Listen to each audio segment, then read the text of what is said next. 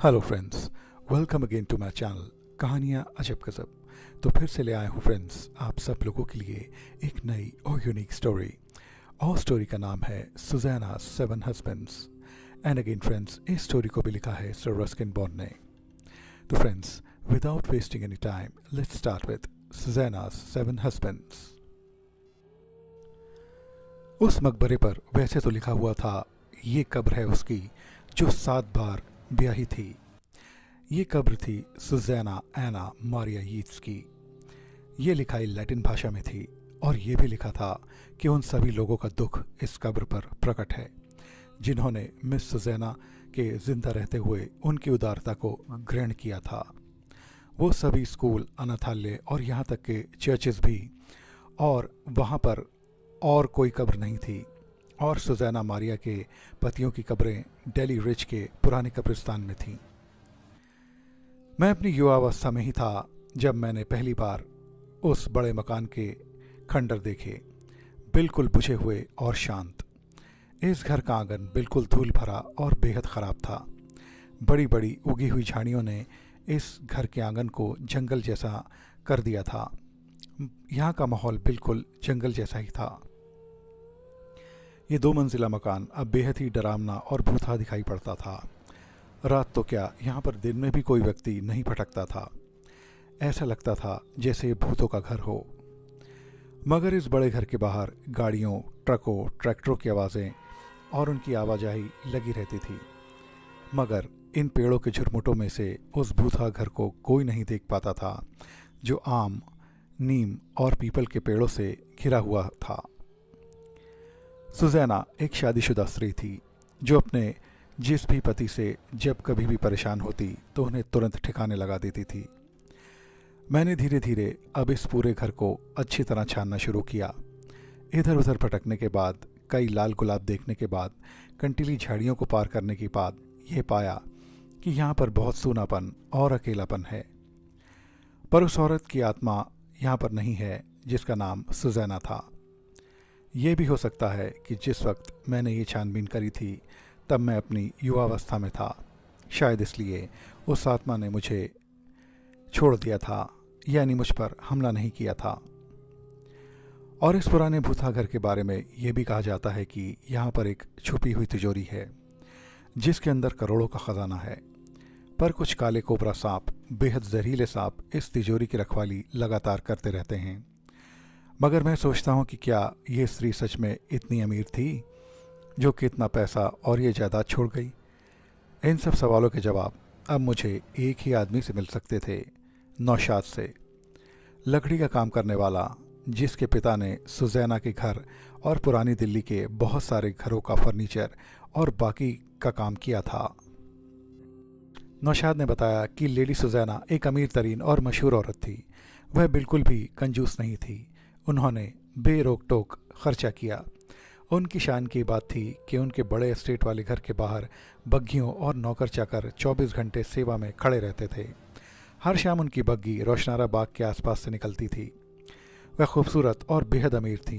वैसे तो सभी मर्द उनकी खूबसूरती के दीवाने थे, पर बहुतों को उनकी दौलत से भी बहुत लगाव था। वह किसी को भी बिना निराश किए कुछ न कुछ अपनी दौलत में से देती रहती थीं। मगर उनका संबंध किसी भी व्यक्ति से ज़्यादा लंबे समय तक नहीं चला। बस आज इन खंडरों में बीते समय की सिर्फ यादें हैं, जहाँ कहीं हंसी ठट्ठा और ठहाके लगते थे, जहाँ पार्टियों का दौर लगातार चलता था। पर अब मुख्य सच्चाई ये है कि वह एक ज़मींदार थीं और वह अपने एस्टेट का ख्याल बेहद सख्ताई से रखती थीं। वह तब तक ठीक रहती जब तक उनका किराया सही वक्त पर उनको मिलता, मगर तब वह कुछ और ही होती जब किराया समय पर नहीं आता था। अब करीब करीब 50 साल हो गए हैं उन्हें गुजरे हुए, पर कुछ व्यक्ति अब भी बड़े ही अचरज से उनके बारे में बातें करते हैं। बहुत लोग यहाँ तक भी कहते हैं कि उन्होंने उनके भूत को उनके इस पुराने बंगलों के आसपास घूमते हुए देखा है। और कुछ कहते हैं हमने उनके भूत को घोड़े पर अपने एस्टेट का चक्कर लगाते हुए देखा है। तो कुछ कहते हैं कि हमने उन्हें ओल्ड रिच रोड पर अपनी बग्घी में घूमते हुए देखा है। फिर मैंने नौशाद से पूछा कि उनके सब पतियों का क्या हुआ जिनसे उनकी शादी हुई थी। जी हाँ सर, बताता हूँ। उनके पतियों की रहस्यमयी हालातों में मौत हुई थी और यहाँ तक कि डॉक्टर्स भी परेशान थे कि वो सब मरे कैसे। एक थे टॉम्किंस साहब जो बेहद शराब पीते थे। वह उनसे टॉम्किंस साहब से बहुत परेशान थी। वैसे भी एक शराबी पति किसी औरत को कभी अच्छा नहीं लगता है। वहाँ बाहर उनके घर के आंगन में बेलाडोना के पौधे थे, यानी धतूरे के बीज, जो बेहद जहरीले होते हैं। वह किसी की भी जान ले सकते हैं। और फिर एक दिन मौका पड़ते ही उन्होंने वह धतूरे के बीज पीसकर उनकी विस्की में डाल दिए, यानी कि उनके विस्की के गिलास में डाल दिए। और जब टॉम्किंस साहब उसे पीकर सोए तो फिर वह कभी नहीं उठे। हाँ नौशाद, कहा जा सकता है वह अपने तरीकों में काफ़ी शालीन थी, इसलिए अपने पति को जहर देकर ही मारा, किसी और ख़तरनाक तरीके से नहीं, यानी किसी हथियार से नहीं। जी हाँ हुजूर, बिल्कुल सही। वह ये नहीं देख सकती थी कि उनके सामने कोई तड़पे, पर उनको तो यह ज़्यादा पसंद था कि उनका कोई पति ज़्यादा दिन उन्हें परेशान ना करे। और हाँ साहब, उनके एक और पति थे जिनको उन्होंने पानी की टंकी में डुबोकर मार दिया था, पर उन्होंने पहले ही सुनिश्चित कर लिया था कि वो अधमरे हो गए हैं। बताया जाता है कि उनके यानी सुजैना के बड़े मजबूत हाथ थे, जिससे उन्होंने अपने पति को उठाकर उस टंकी में डाल दिया था। एक बात तो बताओ नौशाद, अगर वो इतना ही अपने हर पति से नफरत कर उन्हें मार देती थी तो उन सबसे शादी ही क्यों करती थी? वो ये भी तो कर सकती थी कि अपने दोस्त सिर्फ आदमियों को बनाए और उनसे शादी ना करे। जी नहीं हुजूर, बिल्कुल नहीं। उन दिनों शरीफ घरानों में आप अपने मर्द दोस्त नहीं बना सकते थे। हिंदुस्तान में तो क्या, हिंदुस्तान के बाहर भी नहीं। नौशाद, एक बात तो है, वो अपने समय से बहुत आगे थी, यानी बहुत एडवांस थी।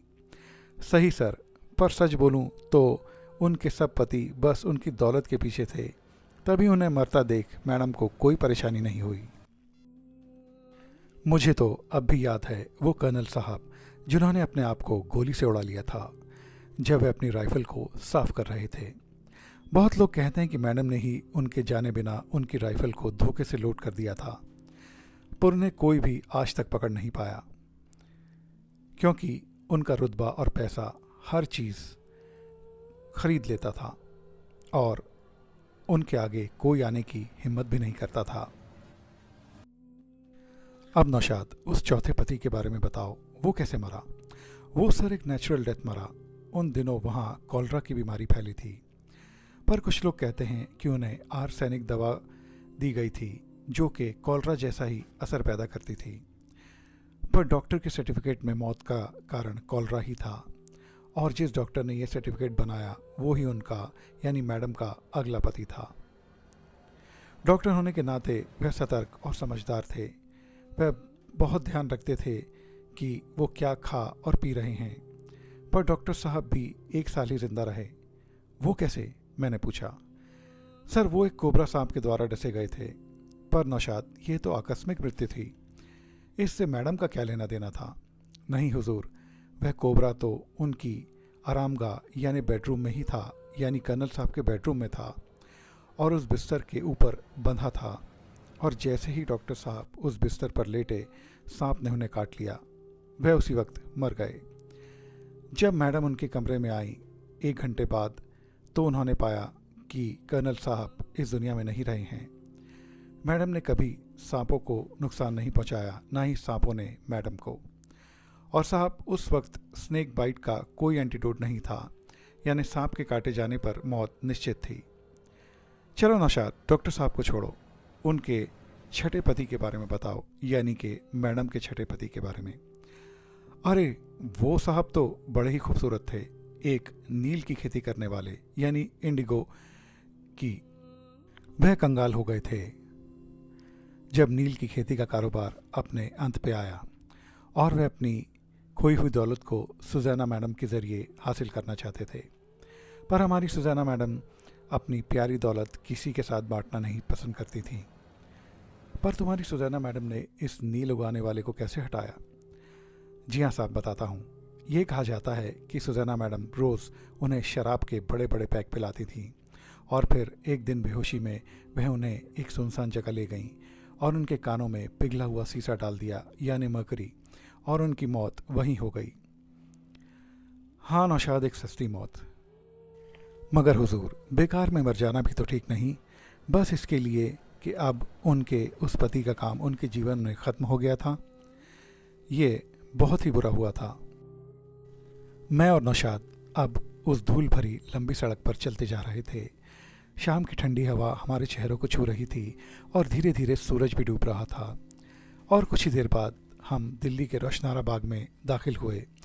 वह एक बेहद खूबसूरत जगह थी। मगर नौशाद, तुमने अभी तक मुझे मैडम के सिर्फ 6 पतियों के बारे में ही बताया है। 7वें का क्या हुआ, वो तो बताओ। जी हाँ साहब, वो एक निडर जवान न्यायाधीश थे, यानी मैजिस्ट्रेट। वो यहीं इसी जगह मरे थे।